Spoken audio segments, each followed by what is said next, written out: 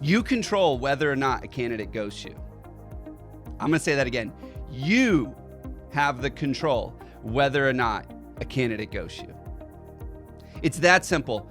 Now, if you don't know what ghosting is in the recruiting space, awesome for you. That means you're not dealing with it. But if you're like 90% of employers out there right now, you know what I'm talking about. People apply for your jobs. You reach out to them, you never hear back. They don't call you, they don't email, they don't text. They left you and they haven't even started. They don't even know who you are or what you do. And it's frustrating as employers because we need to hire quickly. We need people on the team. We need to grow our team. Our existing team is burning out. Our customers aren't being served.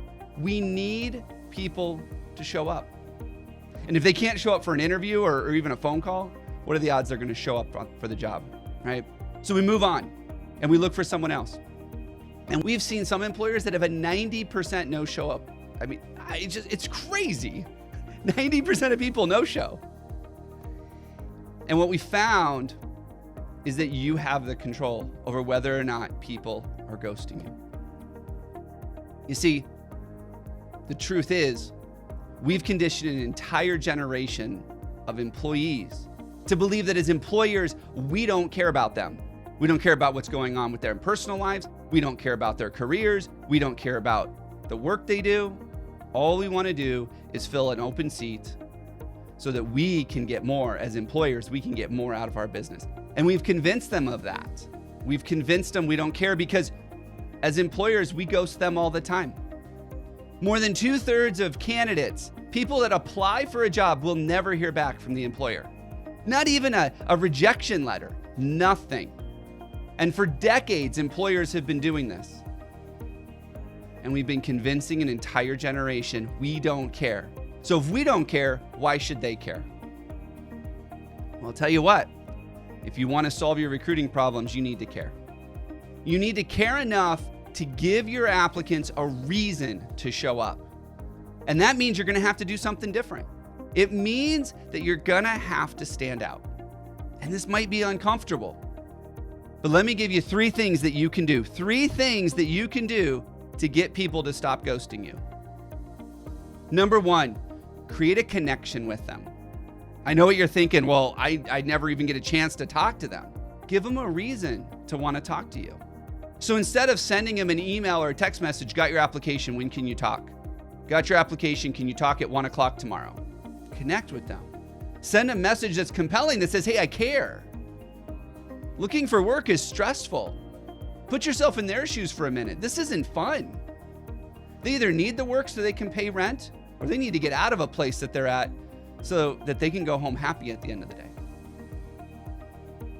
Connect with them. Give them a reason to want to return your call. And by the way, that reason's not money. Don't use money as the reason for them to call you, okay? Be interested in them more than you are yourself. This is tough. As employers, as recruiters, we're busy. We got more things than we can do right now and get done in a day. It's tough to even feign interest and fake it. But you've got to be genuinely interested in them. You've got to be interested before you become interesting. I can't tell you how many screening calls we've listened to where the recruiter is on the phone and they're asking questions and they're just blazing through it because they're like, I got to get off this call so I can get to the next one. And you can hear it in their voice. You can hear it in the way they ask questions. These conversations don't need to be long, but you've got to be interested in the person you're talking to. When they say that, oh, overtime doesn't work for me because I play in a band on Friday nights, that is your opportunity to ask them what instrument they play, what kind of music, where do they play?